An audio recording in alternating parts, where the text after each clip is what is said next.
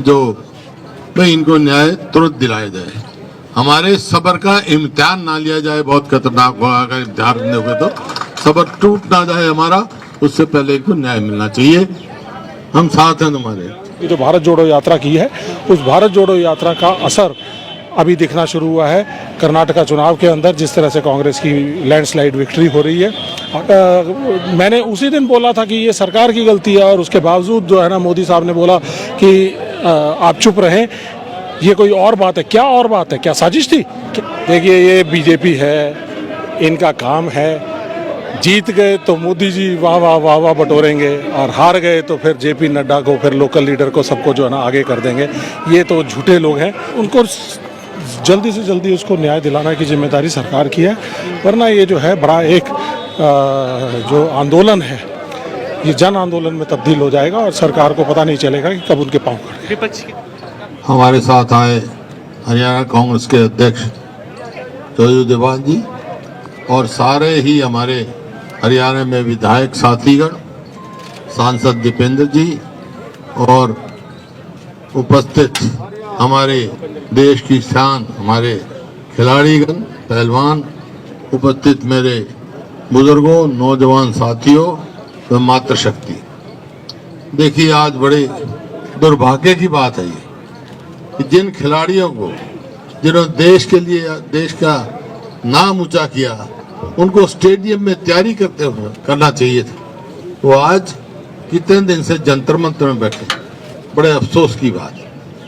और जांच में इतनी देर, भाई इतनी उनको क्यों मजबूर हुए यहाँ बैठने के लिए, इसकी जांच तुरंत होनी चाहिए। वैसे तो मैं पहले आ गया था, बात हो गई थी, पहले दिन से हमारा पूरा समर्थन है। मैं तो एक ही बात कहता हूँ, खिलाड़ियों को भी और आप सबको भी, संयम रखो। देर हो सकती है, अंधेर नहीं हो सकता है। और सरकार को मैं एक बात कह सकता हूँ, जो भाई इनको न्याय तुरंत दिलाया जाए, हमारे सब्र का इम्तिहान ना लिया जाए, बहुत खतरनाक होगा अगर इम्तिहान दोगे तो सब्र टूट ना जाए हमारा, उससे पहले इनको न्याय मिलना चाहिए। यही मेरा कहना है। हम इनके जब तक न्याय नहीं मिलेगा, इनके समर्थन में हम खड़े रहेंगे, और जो भी बात होगा हम पूरा कार्रवाई करेंगे इनके समर्थन में।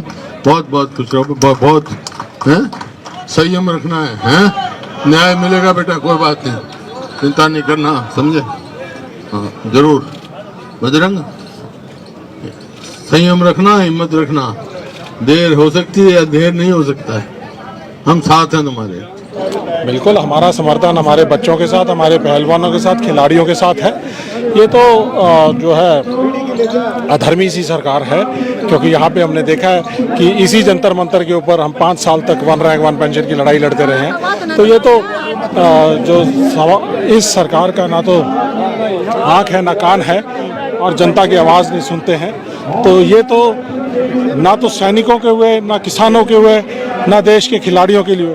तो ये जो भी मान सम्मान इस देश के लिए लेके आया है, ये उसको कहीं ना कहीं पे ख़त्म करने की कोशिश कर रहे हैं। और ये रंग, ये जो लड़ाई है, ये लड़ाई जो है एक लॉजिकल कंक्लूजन पे पहुंचेगी, और हमारे बच्चे जो हैं, इनको न्याय मिलना चाहिए। और पॉक्सो के अंदर जो मुकदमा दर्ज किया हुआ, हमारे बच्चे अगर कह रहे हैं कि ये उनके साथ ज्यादती हुई है, गलत हुआ, तो हुआ है, और उनको जल्दी से जल्दी उसको न्याय दिलाने की जिम्मेदारी सरकार की है, वरना ये जो है बड़ा एक जो आंदोलन है, ये जन आंदोलन में तब्दील हो जाएगा, और सरकार को पता नहीं चलेगा कि कब उनके पांव खड़े। विपक्ष के जो नेता आ रहे हैं, हुड्डा साहब जिस तरीके से, और तमाम लोग आ रहे हैं, सब आएंगे। विपक्ष तो डेमोक्रेसी का बेसिक मुद्दा है कि आप सवाल उठाएं। अगर मान लो कि जनता में किसी बात की सुनवाई करवानी है, तो विपक्ष की जिम्मेदारी बनती है कि सवाल उठाएं। अगर हमारे बहू बेटियां, बच्चों के साथ, खिलाड़ियों के साथ मान सम्मान के साथ खिलवाड़ होता है, तो ये तो विपक्ष की जिम्मेदारी बनती है। और जो नहीं आ रहा, मैं कहता हूँ वो भी आए। और जो चौधरी भूपेंद्र सिंह हुड्डा ने, जिन्होंने पिछले अपने 10 साल के कार्यकाल के अंदर जिस तरह से खिलाड़ियों का मान सम्मान बढ़ाया है, और यहाँ पे प्रोत्साहन देके इतने सारे मेडल लाने का काम करवाया है, तो मैं ये मानता हूँ कि उनकी तो अहम जिम्मेदारी है, और वो सर्वदा इनके बच्चों के साथ खड़े रहेंगे, लड़ाई लड़ेंगे। और मैं कह रहा हूँ कि आज सरकार चेत जाए, और गिरफ्तारी करे। अगर गिरफ्तारी नहीं होती है तो ये आंदोलन सरकार के हित में नहीं रहेगा। कर्नाटक चुनाव का जो रिजल्ट आया है ये सब क्या देखते हैं, क्या यही सब मुद्दे होते हैं कि जो कर्नाटक चुनाव के अंदर जो मुद्दे हैं ये एक इंडिकेटर है, जो देश में जो हो रहा है उसका एक नमूना कर्नाटका ने पेश किया है। कर्नाटका की जनता ने, चाहे ये बजरंग बली के नाम से जो वोट मांगने की कोशिश की इन्होंने, यहाँ पे जो हमारे पहलवानों के बीच में बैठा हुआ है बजरंग, वो उनको बजरंग बली नहीं हमारा दिखाई देता। इनको बजरंग जो है, बजरंग दल जो आतंक फैलाने वाला काम करता है, उसको उन्होंने बजरंग बली का नाम दे रहे हैं। ऐसा नहीं होता। बजरंग बली हमारे भगवान है, राम हमारे भगवान है, हम उनको मानते हैं, पूजा करते हैं। हमारी तो सुबह ही राम राम से शुरू होती है। तो ऐसा जो देश के में गलत जो दुर्भावना फैलाई जा रही है, नफरत फैलाया जा रहा है, उसका परिणाम कर्नाटका वालों ने इनको बहुत अच्छी तरह से दिया है। और अगर सरकार अभी भी चेत नहीं आई तो मुझे लगता है कि 2024 के अंदर जनता ने मन बना लिया है और वो इनको उखाड़ कर बाहर फेंके। पीएम मोदी को लेकिन चेहरा नहीं दिखाया जा रहा हार का तो मुंबई सरकार के ऊपर ठिकरा पड़ा है। देखिए, ये बीजेपी है, इनका काम है। जीत गए तो मोदी जी वाह वाह वाह वाह बटोरेंगे, और हार गए तो फिर जेपी नड्डा को, फिर लोकल लीडर को, सबको जो है ना आगे कर देंगे। ये तो झूठे लोग हैं, झूठी बात करते हैं, तो हम इनके साथ नहीं हैं। इन्होंने जब यहाँ पे पूर्व सैनिकों के साथ जो 13 अगस्त 2015 को हम यहाँ पे पूर्व सैनिकों का 1 रैंक 1 पेंशन की लड़ाई चल रही थी, तो हमारे सैनिकों को यहाँ से उखाड़ने की कोशिश की थी, पूर्व सैनिकों को, लेकिन हम यहाँ पे खड़े रहे। हम फौजी आदमी, लड़ना जानते हैं, लड़ते हैं। तो हम 5 साल 6 साल से उनके साथ 1 रैंक 1 पेंशन के लिए लड़ाई लड़ रहे थे, आज भी लड़ रहे हैं और आगे भी लड़ते रहेंगे जब तक वो पूरी नहीं होगी।